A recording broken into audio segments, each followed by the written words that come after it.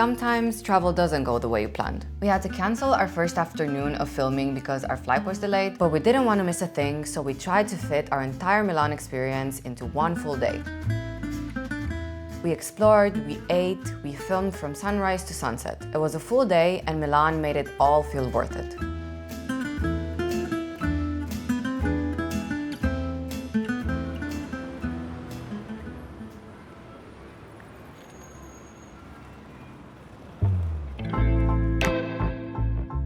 We woke up early and headed straight to Galleria Vittorio Emanuele II, Milan's oldest and most elegant shopping gallery. It's kind of a glass-roofed palace filled with designer stores, cafes, and mosaic floors. You walk through it and feel like you're in a mix of a luxury mall and a 19th century opera set.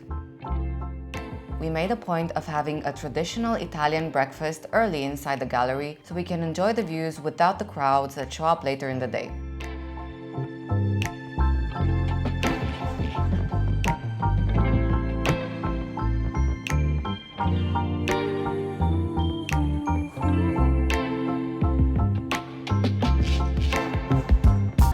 Breakfast is served. The cool thing is, in this spot, there's a few standing tables, and the price of everything here is about half price compared to if you were to sit down at one of the reserve tables. So we are at Caffè Marchesi 1824. This is a historic cafe in Milano, but it's not the original one. We are now above the Prada shop in the Galleria Vittorio Emanuele II. There is an original shop, which is maybe like 10 minutes away, but we came here because we wanted to have this amazing empty morning view of the Galleria here. By the way, the cappuccino is really good. Is it? You're gonna make a mess. I'm trying to reach the chocolate bit. I mean, it's very milky, but it's very good. We don't really drink cappuccino that much anyway, so... And we're allowed because it's before it's 11 a.m. It's the correct time of day to have the cappuccino now.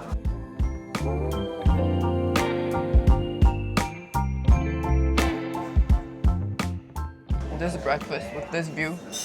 This whole breakfast with this view for £10. Every single time we've seen this spot here, it's always so packed with people. But now it's a Tuesday. And So obviously Tuesday at 8 in the morning is the right moment to be here.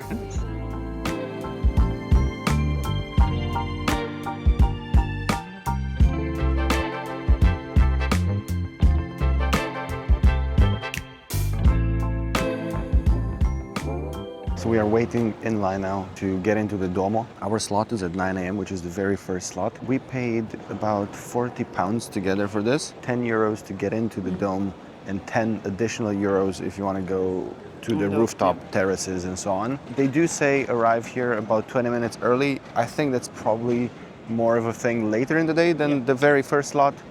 We got here 10 minutes before 9 a.m. and we're just queuing up. yeah, we're just waiting around. I would probably argue this is the most beautiful church in the world, or very close to being. One of them, yeah. And it's a sunny day, so the views are going to be even more spectacular now. And apparently in Milan, it's been raining continuously for the last weeks. And these now are the very first sunny days of the year. Hanno detto che a respirare si impara presto e così naturale. Mi hanno detto che puoi respirare ogni secondo, non ci devi pensare. Oggi invece posso dirti che non è vero e sai perché si respira dove l'aria c'è, dove l'aria c'è, si respira dove l'aria c'è, dove l'aria c'è, dove l'aria c'è. So we are now on the rooftop of the Duomo in Milano. Look at all these statues around us. So incidentally, this is the building with the largest number of statues on it in the world. Fun fact. And the most important one is right there behind us. Sadly, that part of the church is in construction right now. It's in renovation. Yeah, some parts of the church are under renovation, Much like unfortunately. Much like Rome, yeah. Right at the top there, you see there's a golden Madonnina, a golden Virgin Mary. And that is apparently the symbol of Milano. It's actually really beautiful. Yeah, it's really cool. And you can see the mountains as well from here. Can you? Yeah, over there. Oh wow, there's snow. Yeah, there's snow on the mountains. I'm glad we actually got to see And the for only rooftop as well. for only extra 10 euros to come up here. So worth it. Scoperto dove veramente l'aria comincia se sparisce la gente. L'aria comincia dove il sole si arrende e col suo alone colora l'orizzonte. Si respira dove l'aria c'è, dove l'aria c'è.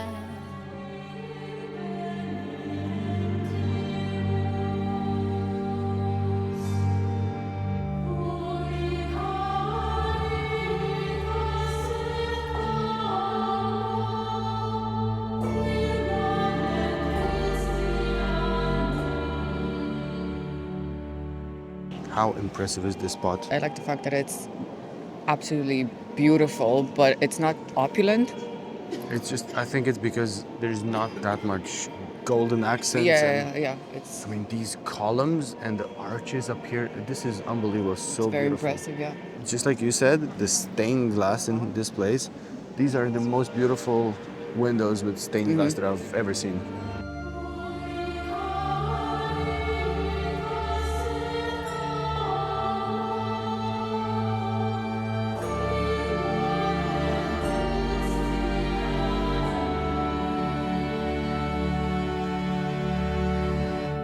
We finished the tour inside the dome. The terrace was incredible. The dome itself, unbelievable.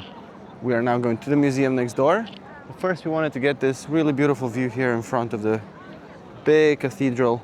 You got the dome on one side, you got the Galleria Vittorio Emanuele on the other side. This is by far the most visited part of the city. Yeah. And for a very good reason. First day I saw you since long ago. I still remember it was so cold. And you were warm and I was some green tea. You asked me, can you lend me sugar? You grabbed the shaking bowl and shook her. And you put all the sugar right on me. And what a crash, felt the sudden sugar rush as you sang me. We are at Museo del Novecento, and we have some insane views of the Duomo from the top floor.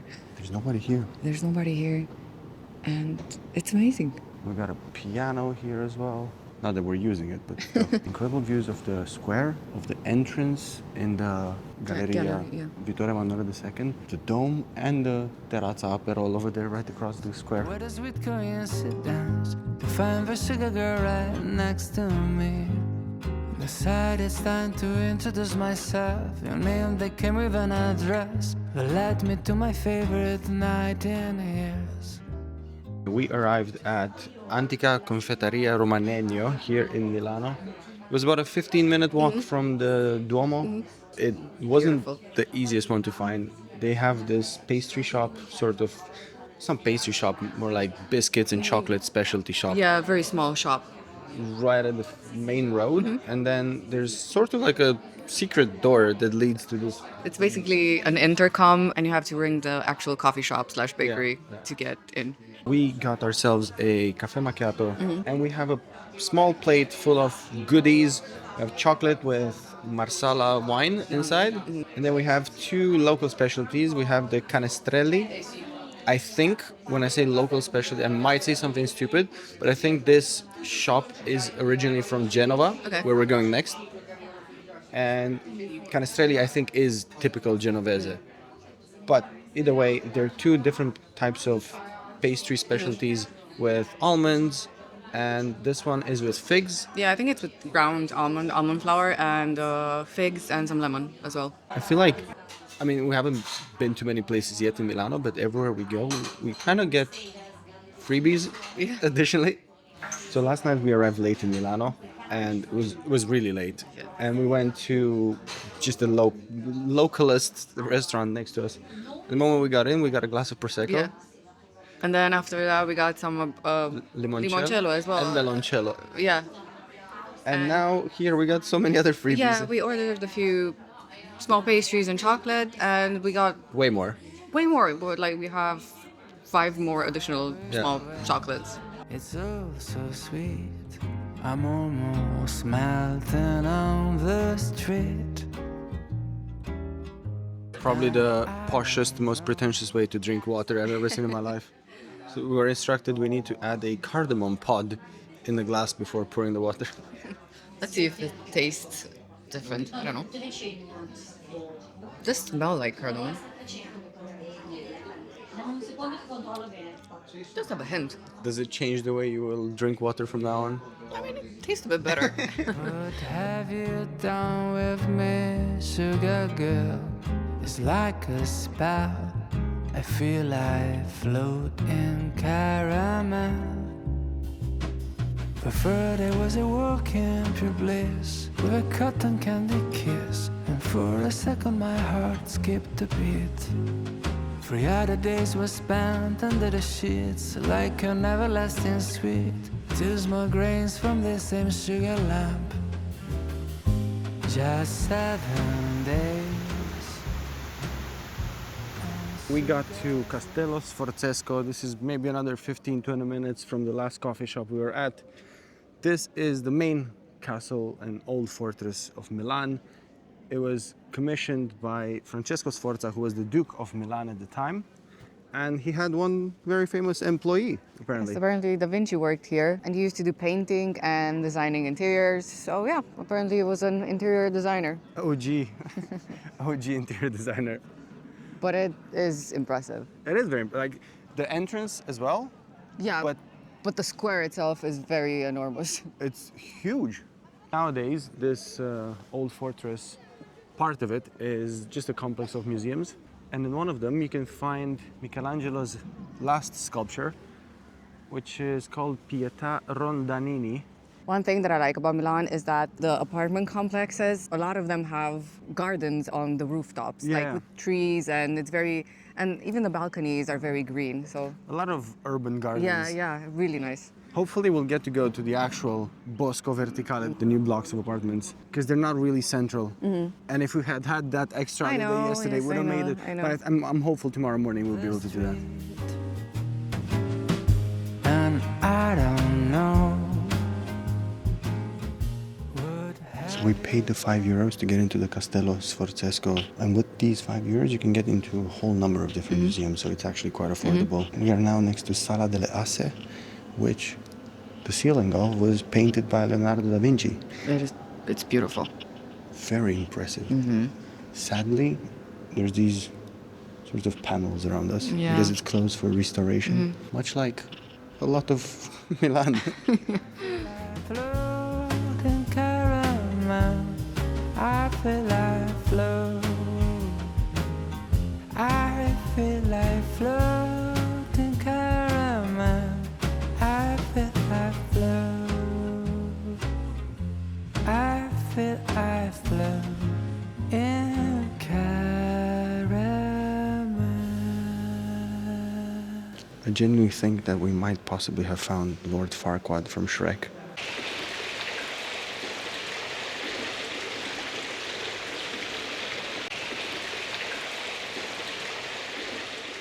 So if you exit the castle through the other side, just behind it you will find Parco Sempione. This is, I think, the biggest park in Milan, and it's a place where Milanese people come here in the summer for picnics and, you know, very much like maybe Hyde Park in London or something like that. Yeah, there's even some terraces, if you see there, Yeah. so you can grab something to drink on the terrace as well. Exactly. So if you have some extra time when you're in Milan and the weather's great, fantastic spot to come to.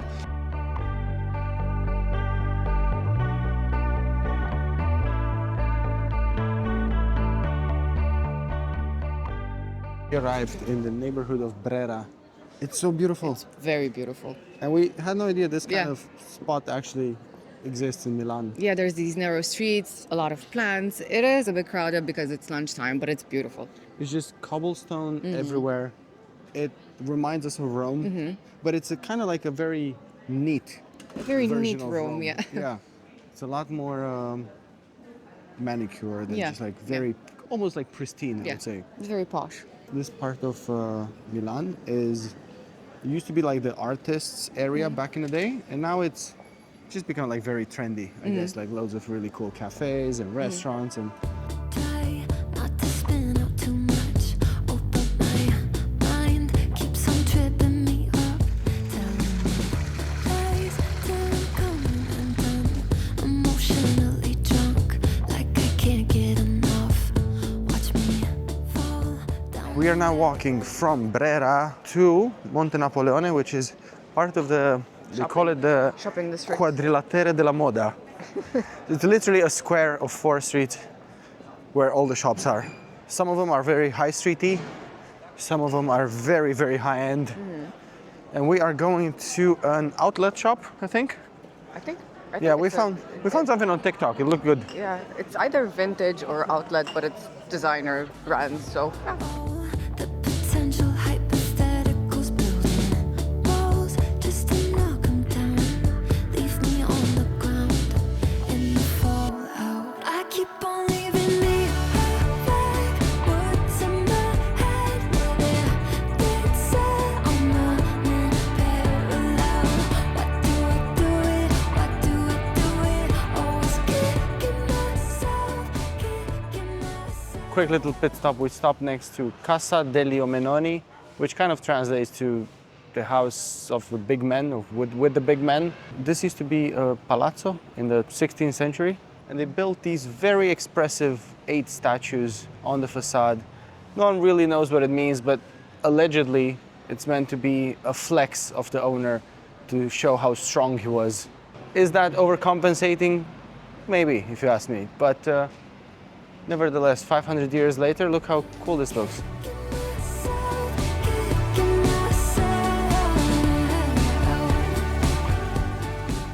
So we came to Basilica di San Lorenzo. We took the tram. That was cool. Yeah, I haven't taken the tram in like 15 years, I think. It was super easy, very streamlined, very clean. You can just tap your card, Yeah. really easy, you don't have to buy tickets. Basically, instead of walking an extra 20 minutes, we took a tram for like 5 minutes. We came in front of Basilica di San Lorenzo, which is completely covered in renovation. We wanted to see that, but more importantly, what we really wanted to see were the ones behind us, the columns here, the Roman columns. These are some of the only Roman ruins in Milan, dating, I think, to the 2nd century, so 1900 years ago. Because we were talking, you do see older buildings in Milan. You see Renaissance buildings, you see medieval buildings, but you don't really see any Roman ruins. Yeah. And I actually looked it up why there's no Roman ruins in Milan, and it turns out that Milan was, I think, at some point the capital of the western side of the Roman Empire. But then it got sacked by the Huns in the 5th century and completely destroyed almost, and then destroyed once again in different wars in the 11th and in the 12th century. More recently, in the Second World War, it was bombed heavily by the American and British forces because in Milan they were fabricating a lot of the ammunition for the Axis powers, for Germany and Italy and Japan and so on. And when it got modernized, they kind of built over the old ruins. So sadly, that's why you don't really see any ruins, but you do have these columns here in front of Basilica di San Lorenzo, which kind of remind you how old this town actually is.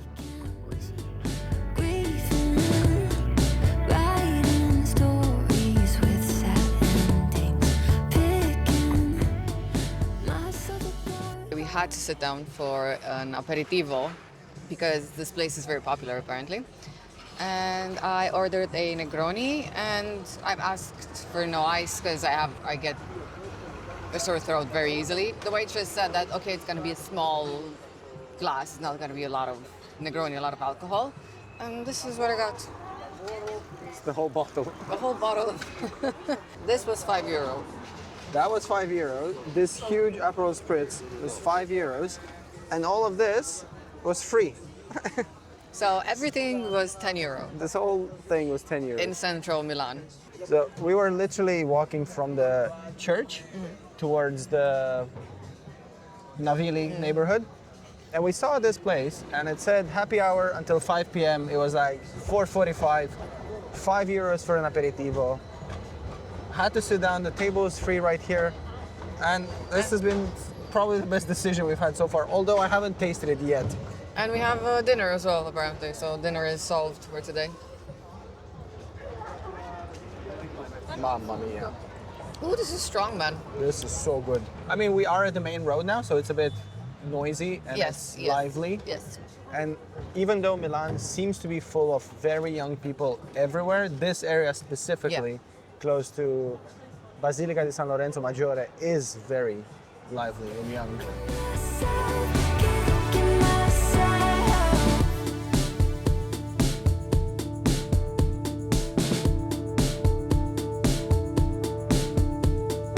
So Horia, of course, wanted some gelato. I have no idea what flavors these are. I'm gonna do a blind test. Okay, so I think this is the pistachio one. It's literally just a test, it's not a blind test. Very good. It tastes of pistachio and a bit of waffles. There you go. Interesting. This is, I don't know what this is. That's salted caramel. Okay, so this is the... That's the girl's favorite, the girl Yeah. who sold it to us. Yes.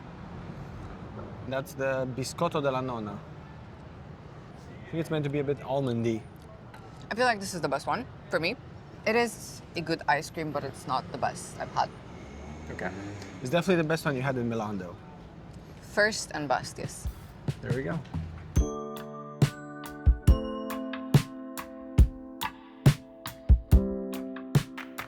Hello from the beautiful neighborhood of Navigli here in Milano. So many alfresco dining options. Yeah. So basically all along the canal there are aperitivo spots and restaurants. And that's kind of it. Okay, I've got a serious question for you now. Do you want to go for an aperitivo? No. It's just past 6 p.m. right now. This is the prime time aperitivo time.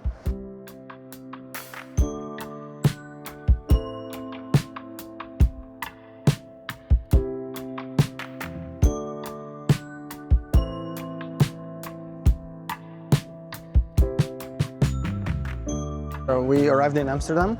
It's a bit warmer than Amsterdam, but yes. Nice spot here. We have a front row seat at the canal. We are doing people watching and I got myself a glass of wine. I got a beer. Life is good. This wine and this beer, they're all made by them, actually. Okay, I didn't know. I gotta say, I am enjoying Milano more than I thought I would. And It's not as crazy and hectic as I remember it. I think you just probably got used to London in the meantime. Yeah. And by comparison, Yeah, everything else just seems... And from this spot, you also get to see a beautiful sunset on the left. It's cute. And it's so nice that there's no traffic at all. It's just like pedestrian.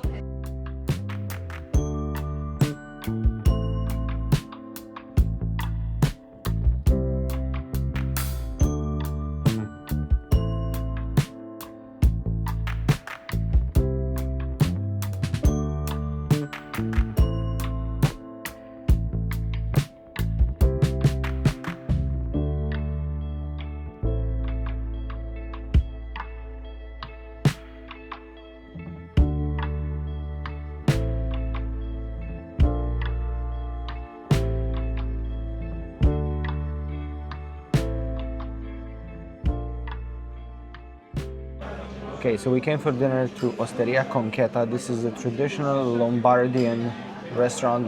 Lombardia is the area where Milan is part of.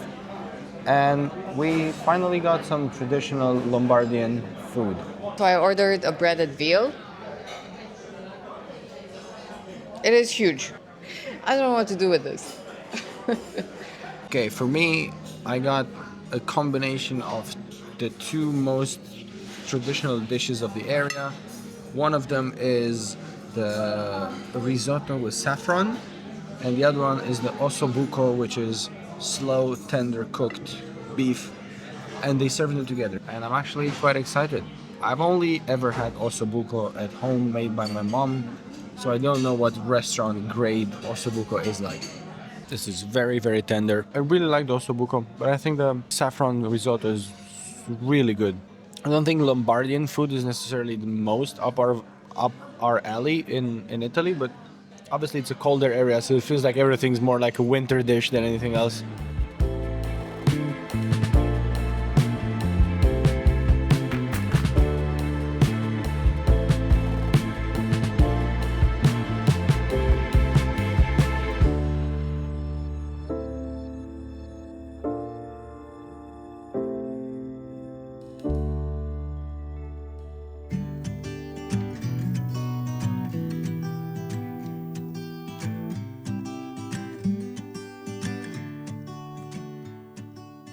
Good morning.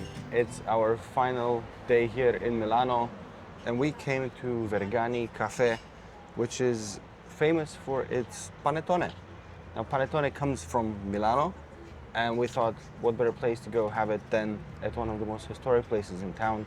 Now, the cafe itself is not historic, but the family that runs it, they've been making this for over 80 years, and it's supposedly very good. And yeah, if they make it themselves, it's handmade apparently. So. And it's sourdough. I don't know if that's a plus or not. Yeah. And we got ourselves some coffees, a bit of panettone, and a Cornetto. pistachio croissant. Yeah. Also, we have one more cafe after this before we head to the train station and off to our next destination. So it's kind of like a cafe hopping morning, I guess, in our final day. We are completely exhausted after yesterday's, I think it was over 25,000 steps. It's a bit more dense than the ones that we usually buy. It's very good. Yeah. But it's not super different. Yeah, I think what's meant to be different is how they make it and how you're supposed to digest it, because it's Okay, 'cause it's easier sourdough. for you and so on. So. Okay, I think we have a more volcanic reaction when it comes to the... Croissant is really good. Is there pistachio cream inside? But I didn't reach the filling yet. I think we'll get one more of these. You sure? It's really good. In it. The pistachio cream, amazing. You got some croissant on your microphone. I don't care. I'm not sure if it's legal for me to dip the panettone in the... You're Ooh, supposed to do that with the focaccia. I can't even do it. It's too crumbly. No, the focaccia's in Genoa. I know. Oh no, we just told them where we're going. This is more dense. Yeah. It's a bit drier. Yeah. But I think the flavor is Yeah. nicer. I like the flavor more than the other ones. Oh well. If I have to go to jail after this, I will. One of the best ones, huh? This is about 10 minutes away from Milano Centrale, and for comparison, in London you would pay about £4 at least, so about €5 for a coffee. Over here, I had two coffees, the really nice pistachio croissant and this whole thing was €7.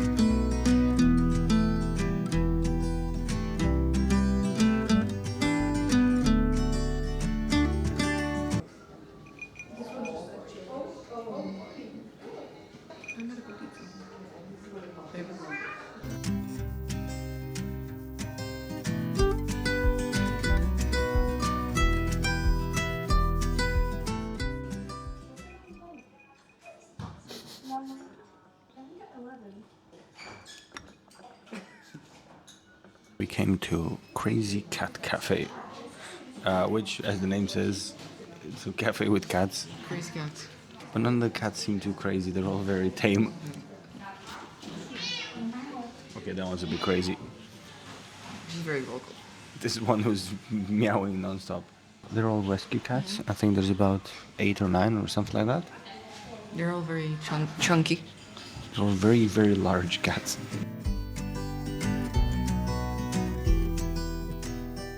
This morning's cafe hop was the perfect way to wrap up our time in Milan. After that, it was time to catch our train to the next exciting stop on our trip. Thanks for watching. We hope you enjoyed discovering Milan with us. If you liked the video, give it a thumbs up, subscribe, and we'll see you in the next one.